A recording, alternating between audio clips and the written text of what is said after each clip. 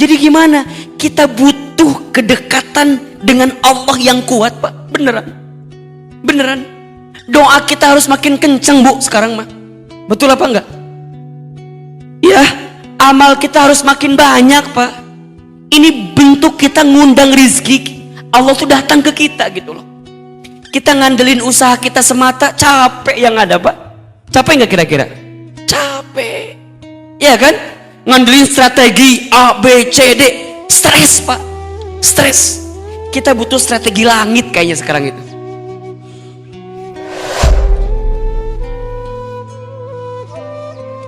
Allahumma inna duha'a duha'uka wal baha'a baha'uka wal jamala jamaluka wal quwwata quwwatuka wal qudrata qudratuka wal ismata ismatuka. Lanjut doanya. Allahumma in kana rizqi fis samai fa'anzilhu wa in kana fil ardi fa'akhrijhu wa in kana haraman fatahhirhu wa in kana mu'assiran fayassirhu wa in kana ba'idan faqarribhu ma ataita ya Allah fi ibadika sholihin. Ya Allah, jika rizkiku masih di langit, maka turunkanlah. Jika rizkiku masih di bumi, maka keluarkanlah. Jika rizkiku masih haram, maka sucikanlah. Jika masih sulit, mudahkanlah. Jika masih jauh, dekatkanlah. Ya Allah, berikan kami rizki sebagaimana Engkau berikan kepada hamba-Mu yang soleh. Nikmat apa enggak? Nikmat apa enggak? Ayo, rizki itu harus dijemput. Makanya punten mohon maaf ya, Ahilman tuh paling kesel sama orang yang bikin status akan indah pada waktunya. Tapi gawe henteu gitu. Cicing we. Statusnya naon? Akan indah pada waktunya. Statusnya akan indah pada waktunya. Tahajud malas, subuh kesiangan, duha nggak mau, zuhur kelewatan, asar kesorean, maghrib di perjalanan, isya ketiduran. Statusnya akan indah pada waktunya. Indah yang mana keles? Yang paling kesel lagi, udah mah ikhtiar langitnya enggak, ikhtiar buminya juga enggak. Bangunnya kesiangan, suruh kerja enggak mau, milih-milih kerjaan. Ayah bunda sayang, kondisi saat ini membutuhkan kita ya, mengistirahatkan otak, menghidupkan hati katanya. Iya enggak? Sekarang kan serba enggak nentu, Pak. Betul enggak sih? Dipikir pakai logika makin gak nyambung. Jadi gimana? Kita butuh kedekatan dengan Allah yang kuat, Pak. Beneran. Beneran. Doa kita harus makin kenceng, Bu, sekarang mah. Betul apa enggak? Ya, amal kita harus makin banyak, Pak. Ini bentuk kita ngundang rizki. Allah tuh datang ke kita gitu loh. Kita ngandelin usaha kita semata, capek yang ada, Pak. Capek gak kira-kira? Capek. Ya kan? Ngandelin strategi A, B, C, D. Stres, Pak. Stres. Kita butuh strategi langit kayaknya sekarang itu. Ya, Allah yang bisa menggerakkan semuanya ini. Kan kita jelas, yakin kan? Yang ngasih rizki siapa? Yang ngasih rizki siapa? Yang ngatur rizki kita siapa? Yang menghidupkan siapa? Yang mematikan siapa? Allah. Maka catatannya adalah jangan sampai ikhtiar kita menjemput rezeki melupakan kita kepada Allah Sang Maha Pemberi Rizki gitu loh maksudnya. Jelas? Jangan sampai kesibukan kita menjemput rizki membuat kita lupa dan lalai kepada Allah Sang Maha Pemberi rizki. Contoh ya, sholat aja Pak, sholat aja. Ini pesan dari Ahilman ya. Bapak Ibu, ayah bunda jamaah, jangan sampai meninggalkan sholat ya. Sholat itu indikator kebaikan seseorang. Makin baik sholatnya, baik semua amal.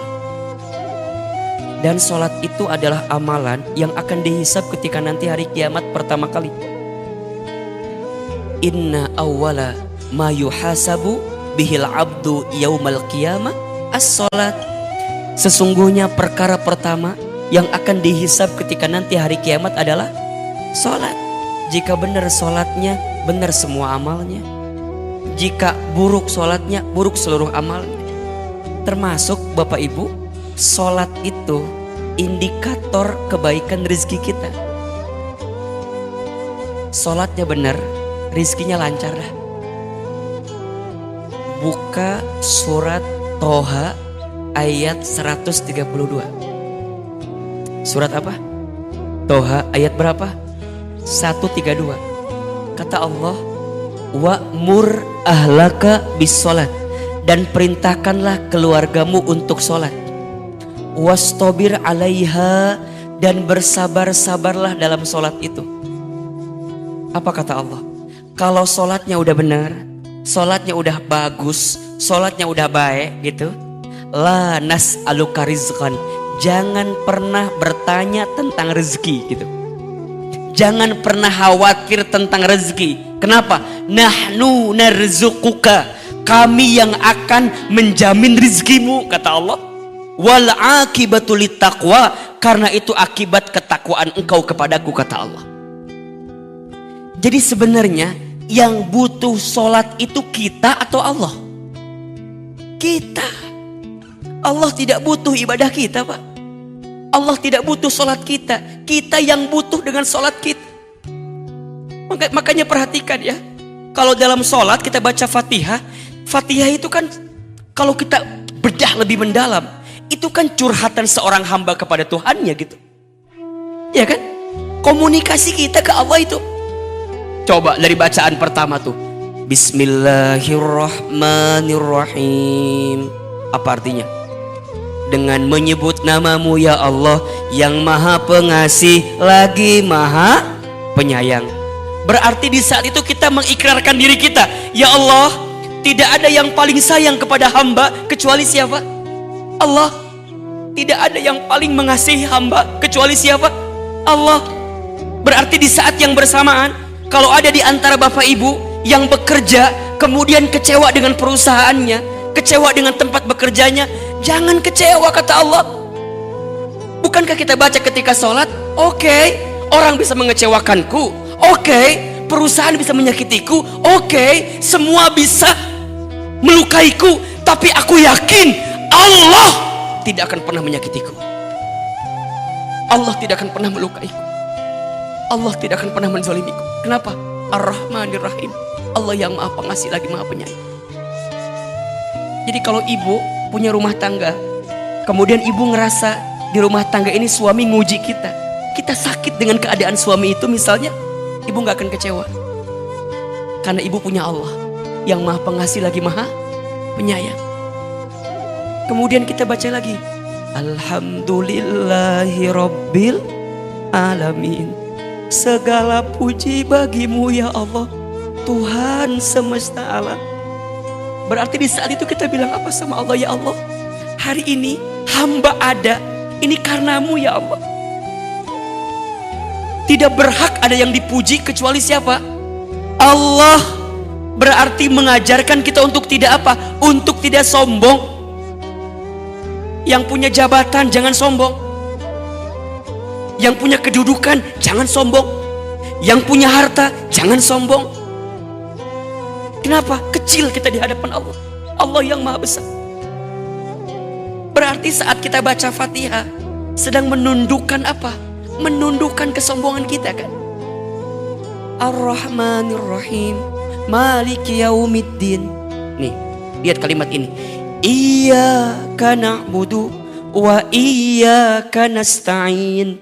Ya Allah, hanya kepadamulah aku menyembah dan hanya kepadamulah aku meminta pertolongan. Kalau kita minta tolong ke Allah, berarti kalimat sederhananya kita lagi punya masalah gitu loh. Kita lagi kurang, kita lagi sulit, kita lagi susah, kita minta tolong ke Allah.